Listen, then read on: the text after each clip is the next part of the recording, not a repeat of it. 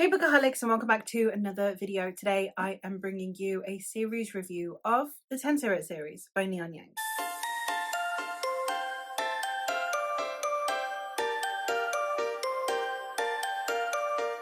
The Tensorate series is a series of novellas that are set in an Asian-inspired world, and the series itself is comprised of The Black Tides of Heaven, The Red Threads of Fortune, The Descent of Monsters, and The Ascent to Godhood. In this series, we are following two twin siblings who are Akiha and Mokoya, and they are identical twins who are sent to go into this, essentially a monastery, sort of school, and within it you learn how to become part of this community. And their mother is very high ranking, she's a very important person within this world. Our characters begin to grow and see the corruption within said world. Now in this world you do not actually have to choose your gender until there is a ceremony later on, and you would technically need to confirm your gender. Throughout this story we are following as one of the siblings confirms their gender as female and decides to proceed through this society so that they might be able to dismantle the corruption from the inside, while the other sibling leaves and joins this group of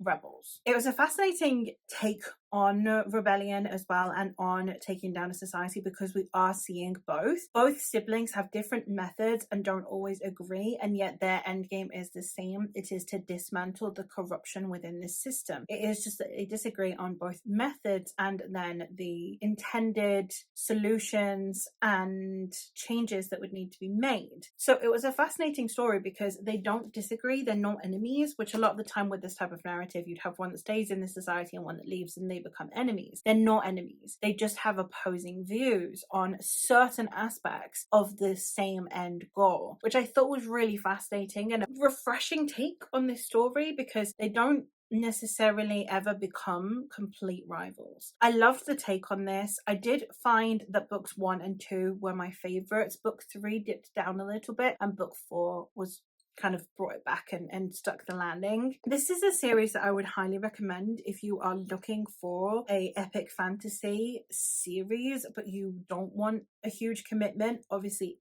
I have the bind up, this is all of it.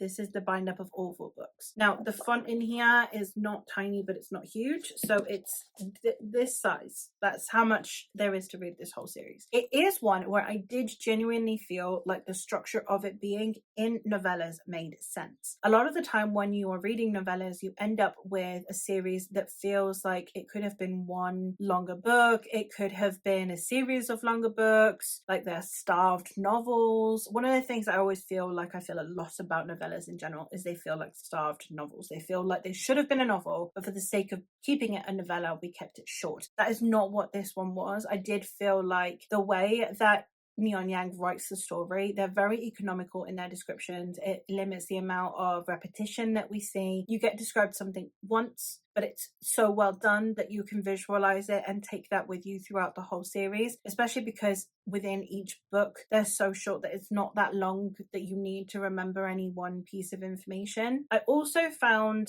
that the way that they crafted characters and world felt very impactful for how short of a time we get to know them, to get familiar with them. I loved seeing the interpersonal relationship between these twins, and I felt very much like they felt like twins and that they felt very connected beyond what any normal person would be able to connect to another, in a way that was very instantaneous. It felt very quick, the way they felt about each other. Now, I wouldn't say that this story is hugely character focused or hugely plot focused. It is a good balance of the two. So if you're not fussed about characters, there is a lot of character work in here. If you're not fussed about plot and you mostly want emotional stakes, there are a lot of deviations so that we can focus on the plot. But I did find the balance really well executed, and I feel like most of us prefer the balance between the two to be how we consume our stories, and I feel like for how short the story is, it did a really good job of that. The prose in here, as I said, very approachable, very much straight to the point, but in a way that still feels nice. It doesn't feel like you're reading an email. It does feel very much like you're being told a story. It's just done in a really economical and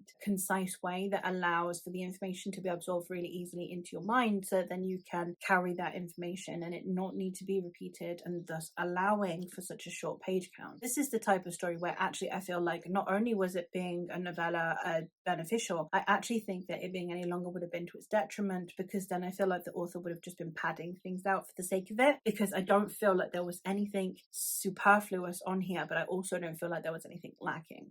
For book 3, I did feel like it was due to some changes that happened at the end of book 2, which obviously I can't talk about because this is a spoiler-free review. But I did feel like the changes that happened at the end of book 2 make perfect sense. It is completely reasonable for the trajectory of the story. But then I had to adjust myself to book 3. It has potential that on reread I would like book 3 more. It's just that obviously I'd gotten used to how things were happening in book 1 and book 2, and then it changes in book 3. And then book 4 does a really good job of consolidating everything that we have from books 1 and 2, but also the changes that were made in book 3, and brings it all together really nicely. It combines them really well to bring it all to a nice close. I enjoyed my time reading this. I found it very memorable as well. A lot of the time was shorter fiction. It's one of those where it goes in one eyeball and comes out a month later. I don't feel like that's the case with this. I feel like I definitely will remember the characters and the plot for a bit longer. So yeah, I ended up giving books 1 and 2 4.5 stars, book 3 3.5 stars, and book 4 4 stars. So overall, a very enjoyable series, and one that I would highly recommend you check out if you haven't. I'm not normally a fan of novellas. For anyone who is like, oh well, you know, like novellas aren't my thing, I'm not normally the biggest fan of novellas. I like them, I enjoy them as palate cleansers, but they're not my go-to thing. But I did find that with this one, it felt like a very good